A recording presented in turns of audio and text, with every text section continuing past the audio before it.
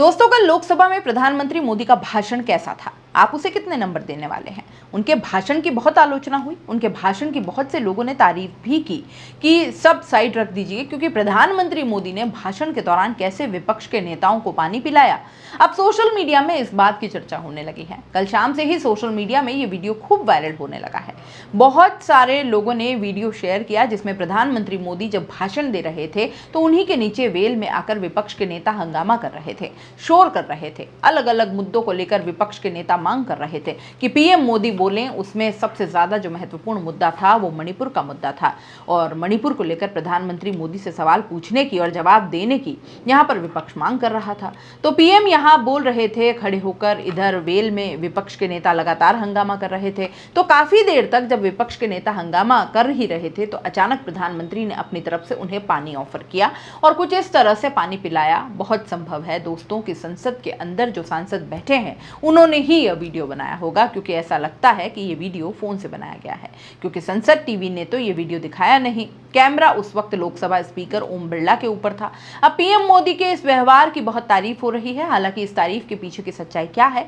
पत्रकार रवीश कुमार पीएम मोदी के इस तरह के पानी पिलाने और पीएम मोदी के भाषण पर क्या बोले हैं, ये सब कुछ मैं आपको बड़े आराम से बताऊंगी। लेकिन लोग ये कह रहे हैं कि देखिए प्रधानमंत्री मोदी कितने सेंसिटिव हैं, कितना ध्यान रखते हैं विपक्ष के नेताओं का। दोस्तों, वैसे आप जानते ही हैं कि आईटी सेल के पास हमेशा एक मौका होता है पीएम मोदी की तारीफ करने का, लेकिन इस मामले में शायद आईटी सेल वाले भी चूक कर गए। अगर प्रधानमंत्री मोदी विपक्ष के नेताओं को लेकर इतने सेंसिटिव हैं, इस तरह की बातें इस वीडियो के जरिए आईटी सेल वाले अगर आगे फैलाएं या इस वीडियो को दिखाएंगे कि मोदी जी कितना ध्यान रखते हैं, तो फिर आईटी सेल वालों को यह भी जवाब देना होगा ना कि जिस तरह की भाषा विपक्ष के नेताओं और नेता प्रतिपक्ष के लिए कल प्रधानमंत्री मोदी ने इस्तेमाल की वो कितनी सही थी। दोस्तों, प्रधानमंत्री मोदी राहुल गांधी का नाम नहीं लेते कभी भी, पता नहीं क्या दिक्कत है। पूरे चुनाव में शहजादा शहजादा उन्होंने इस तरह के शब्दों का इस्तेमाल किया है। अखिलेश यादव के लिए भी शहजादा इस्तेमाल करते हैं, और अब तो राहुल गांधी एक ऐसे पद पर हैं जो सीधे डायरेक्ट लोकसभा के अंदर उनसे एटलीस्ट सवाल तो पूछ ही सकते हैं। लोकसभा के अंदर नेता प्रतिपक्ष का पद है राहुल गांधी के पास, और अब भी अभी प्रधानमंत्री राहुल गांधी का नाम नहीं ले पाते, और बिना नाम लिए कल राहुल गांधी का पीएम मोदी ने बालक बुद्धि जैसे शब्दों का इस्तेमाल किया। राहुल गांधी के लिए बालक बुद्धि अब पीएम मोदी ने इस तरह की भाषा का इस्तेमाल किया हो, एज यूजुअल आईटी सेल वाले नाचने लगे, गोदी मीडिया के एंकर नाचने लगे। क्या धोया राहुल गांधी को, क्या धोया राहुल गांधी को। लेकिन मैं दोस्तों ये नहीं समझ पा रही हूं कि प्रधानमंत्री मोदी की स्क्रिप्ट राइटर क्यों नहीं उन्हें बता पा रहे हैं कि जिसको आप बालक बुद्धि कह रहे हैं वो उत्तर प्रदेश में चुनाव के बाद एक सर्वे हुआ, उस सर्वे में आपसे ज्यादा पीएम पद की पसंद बने हैं, और अगर आज सर्वे हो जाए तो पीएम मोदी की लोकप्रियता शायद राहुल गांधी से कम ही होगी, क्योंकि चुनाव के बाद जिस तरह के हालात इस सरकार के लिए बने हैं वो कोई बहुत अच्छे नहीं हैं। जिस राहुल गांधी का पीएम मोदी आज भी 10 साल के बच्चे की तरह मजाक उड़ाते हैं, उस राहुल गांधी ने, अखिलेश यादव ने, उस गठबंधन ने प्रधानमंत्री मोदी के उत्तर प्रदेश में वो कर दिखाया जिसकी उम्मीद ना तो मोदी जी को थी, ना योगी जी को थी, और ना ही पूरी की पूरी भाजपा को थी। मतलब मोदी जी जिस राहुल गांधी का आज भी संसद में मजाक उड़ा रहे हैं दोस्तों, पता नहीं मोदी जी ये स्वीकार क्यों नहीं कर पा रहे हैं कि उस राहुल गांधी ने मोदी जी के पूरी की पूरी पॉलिटिक्स के छक्के छुड़ा दिए। लोकसभा के अंदर मोदी जी की पूरी हिंदुत्व की पॉलिटिक्स की हवा निकाल दी, लेकिन उसके बावजूद भी मोदी जी के भाषण की कला जो है ना वो आज भी वैसी की वैसी है जैसे कि 2014 में हुआ करती थी। शहजादा, बालक बुद्धि, अब इस पूरे के पूरे मसले में पत्रकार रवीश कुमार ने एक बहुत ही अहम पॉइंट उठाया है जिस पर बहुत कम लोगों की नजरें जाती हैं। मतलब बालक बुद्धि बोलकर क्या प्रधानमंत्री बच्चों को लेकर जो उनकी सेंसिटिविटी है उस और भी एक तरह से एक हिंट दे रहे हैं कि वो बच्चों को लेकर कितने सेंसिटिव हैं। पत्रकार रवीश कुमार ने इस मामले में लिखा कि चुनाव आयोग के प्रचार में बच्चों का इस्तेमाल मना करता है। क्या लोकसभा या राज्यसभा में ऐसी कोई व्यवस्था नहीं है कि आप किसी की कम बुद्धि का मजाक नहीं उड़ाएंगे? बच्चों के आईक्यू को प्रधानमंत्री बाल बुद्धि बोलकर कम बुद्धि के रूप में स्थापित कर रहे हैं। किसी भी परिपक्व लोकतंत्र में बच्चों का सार्वजनिक मजाक उड़ाने की अनुमति नहीं होनी चाहिए। वे जिस बच्चे को रोने वाला बता रहे थे वो खुद ही बात बात पर रो देते हैं। जनता ने विपक्ष चुना है तो नेता प्रतिपक्ष बना है। यह पद तो जनता के कारण मिला है। आप उसका एक बार भी नाम नहीं लेते और बार बार बालक, बच्चा, बाल बुद्धि कहकर मजाक उड़ाते हैं। क्या ये उस जनता का मजाक उड़ाना नहीं है? प्रधानमंत्री की नजर में जो जनता बीजेपी को वोट नहीं करती उसकी बाल बुद्धि है। वास्तविक रूप से वैज्ञानिक सोच वाला लोकतंत्र होता है वो। तो इन बातों को कार्यवाही से निकालना, आस्था के नाम पर धर्म से जुड़े वाक्य को हटाने की जगह बच्चों को लेकर बोले गए वाक्यों पर चिंता जाहिर की जाती है। दोस्तों, पीएम मोदी का कल शुरुआत से लेकर अंत तक पूरा भाषण सुना। 2 घंटे से ज्यादा उनका भाषण था और ऐसा लग रहा था कि पीएम मोदी अपनी पार्टी को डिफेंड कर रहे हैं, उनमें जोश भर रहे हैं कि नहीं, आप हारे नहीं हैं, आप तो जीते हैं, ये हारे हैं। ये बात सही है कि इंडिया गठबंधन को एनडीए से कम सीटें मिली, इसलिए तो विपक्ष में है और वो मानते हैं कि वो विपक्ष की जिम्मेदारी उठाने को तैयार हैं। लेकिन मैं इस बात को देखकर हैरान हूं दोस्तों कि पीएम मोदी अब तक इस बात को स्वीकार क्यों नहीं कर पाए हैं कि उनकी पार्टी बहुमत के आंकड़े से दूर रही है। कल जब उन्होंने लोकसभा में अपने भाषण की शुरुआत की तो फिर 2014 में चले गए। 2014 में ऐसा माहौल था, लोग ये कहते थे कि इस देश का कुछ नहीं हो सकता, फिर हमारी सरकार आई, हमने ये किया। मतलब 2014 से उन्होंने अपने पूरे के पूरे भाषण की शुरुआत की, जबकि वो इस बात को स्वीकार नहीं कर पा रहे कि तीसरी बार वो पीएम बने, तीसरी बार उन्होंने पीएम पद की शपथ ली है और अब पिछली सरकारों को कोसने से उनको आगे बढ़ जाना चाहिए। यही उनकी गलतियां थी जिसकी वजह से उनकी सीटें कम हुई है। या तो पीएम मोदी स्वीकार नहीं कर पा रहे इस सच्चाई को कि न केवल वो उनकी पार्टी बहुमत से दूर रही है, बल्कि कई राज्यों में सिरे से लोगों ने उनके पॉलिटिक्स को, पूरी की पूरी पॉलिटिक्स को एक तरह से रीचेक कर दिया, नकार दिया। उत्तर प्रदेश उन राज्यों में से है जो या तो पीएम मोदी इसको एक्सेप्ट नहीं कर पा रहे या फिर इसको अपने कैडर में जोश भरने के लिए ये सब कुछ कर रहे हैं। दोनों ही सुर में तो दोस्तों, दोनों ही सुर में प्रधानमंत्री मोदी और उनकी पार्टी के लिए बहुत घातक हो सकता है, क्योंकि इस साल 3 राज्यों में चुनाव होने वाले हैं, महाराष्ट्र, झारखंड और हरियाणा। इन तीनों राज्यों में बीजेपी की हालत बहुत खराब है। झारखंड में हेमंत सोरेन के जेल से आने के बाद आदिवासी राज्यों में बीजेपी का सफाया होना, जानकार बता रहे हैं कि हो सकता है कि सफाया हो जाए। महाराष्ट्र में बीजेपी की क्या गत है आप जानते ही हैं, और हरियाणा में तो इस चुनाव ने बता ही दिया कि मोदी जी का नाम सुनने को तक हरियाणा के लोग तैयार नहीं हैं। बावजूद इसके अगर इस टेम्परामेंट से मोदी जी काम कर रहे हैं तो बड़ा सवाल ये है दोस्तों, फिर ये किस बात की मोदी 3.0 है।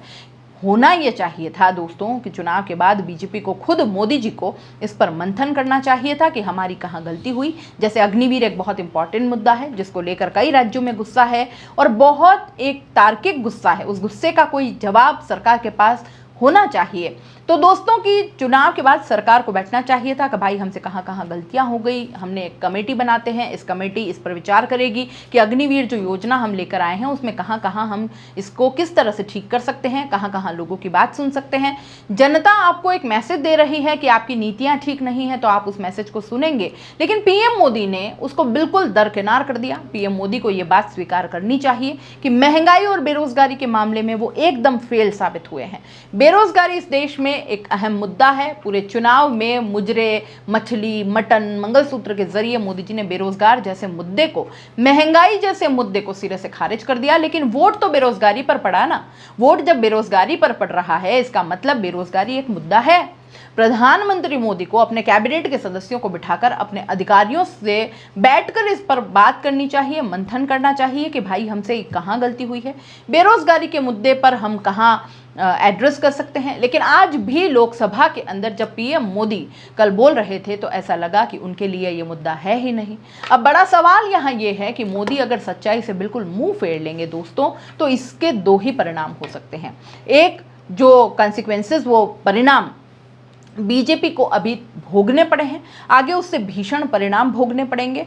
या ये हो सकता है कि मोदी जी को सच्चाई का पता हो लेकिन वो बोल ना पा रहे हों, क्योंकि इससे हो सकता है उनको ये लगता हो कि वो जो कद है वो छोटा हो जाएगा, जबकि ऐसा होता नहीं है। मुझे ऐसा लगता है कि अगर चुनाव के बाद मोदी जी ने कोई करेक्शन के बारे में सोचा होता, अग्निवीर जैसे मुद्दे के बारे में सोचा होता, तो हम इस चीज़ को लेकर गुस्सा है, हम मानते हैं इसमें गलती हुई है। किसान आंदोलन के मामले में हाथ जोड़कर माफ़ी मांगनी थी मोदी जी ने, तो मोदी जी का कोई कद इससे छोटा थोड़ी हो गया। वैसे ही अगर अग्निवीर वाले मामले में संशोधन को लेकर या उसको करेक्ट करने की दिशा में सरकार बढ़ती तो विपक्ष की धार कमज़ोर होती। विपक्ष भी कहता कि भाई हम क्या उठाएं इस मुद्दे को, तो सरकार पहले ही एक्शन ले रही है।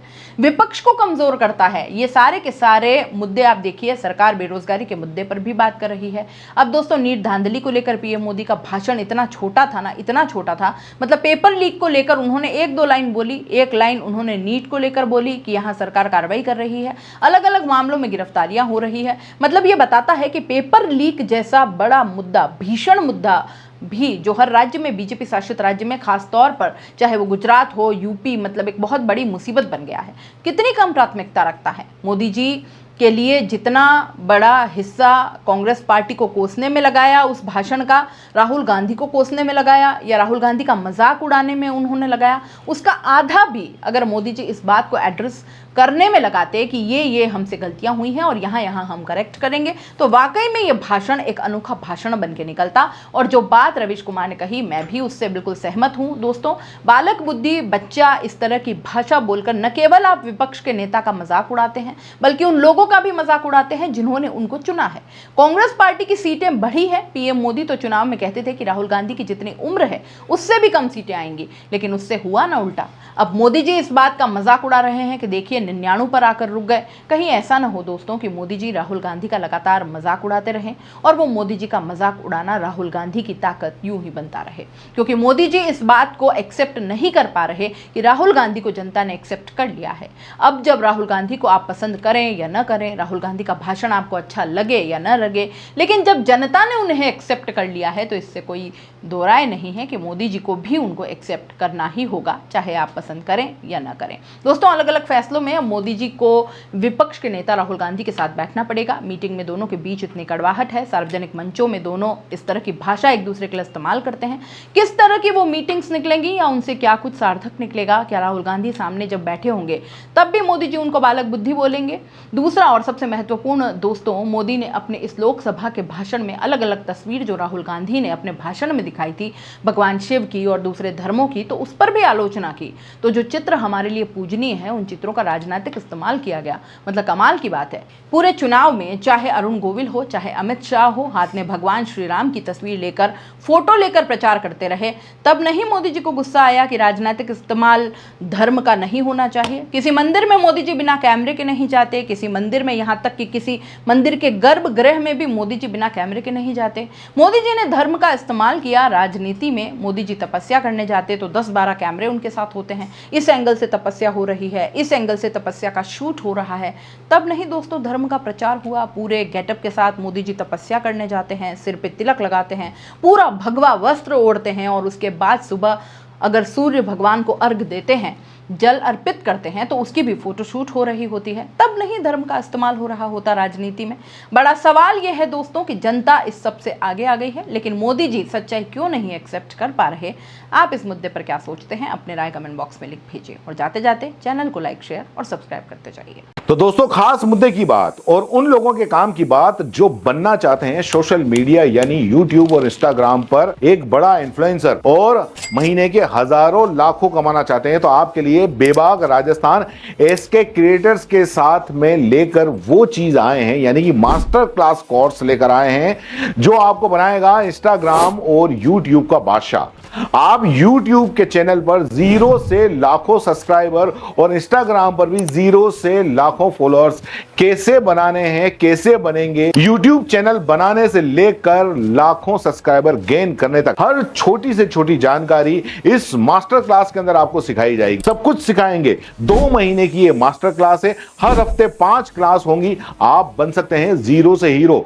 हर वो टेक्निकल नॉलेज जिसके बूते पर आप अपना चैनल ग्रो कर सकते हैं और लाखों कमा सकते हैं। तो देर किस बात की, नीचे लिखे नंबर पर कांटेक्ट करो और अपनी सीट बुक करवा लो, क्योंकि बहुत सीमित सीटें हैं। बाकी फीस कितनी है, आपको और क्या क्या जरूरी जानकारी चाहिए, वो सब कुछ आप इस नंबर पर पूछ सकते हो।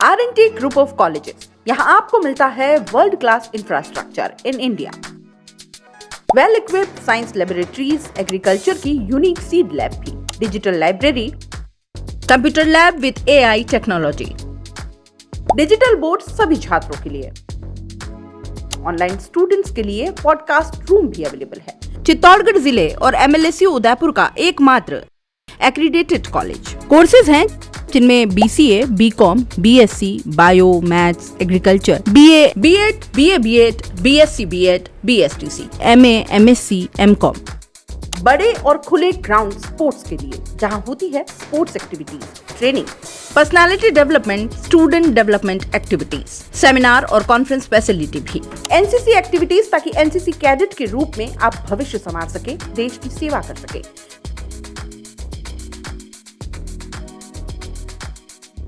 ये विजन है RNT and Vivekananda group of colleges के चेयरपर्सन डॉक्टर वसीम खान का। तो आज ही ज्वाइन करें RNT and Vivekananda group of colleges.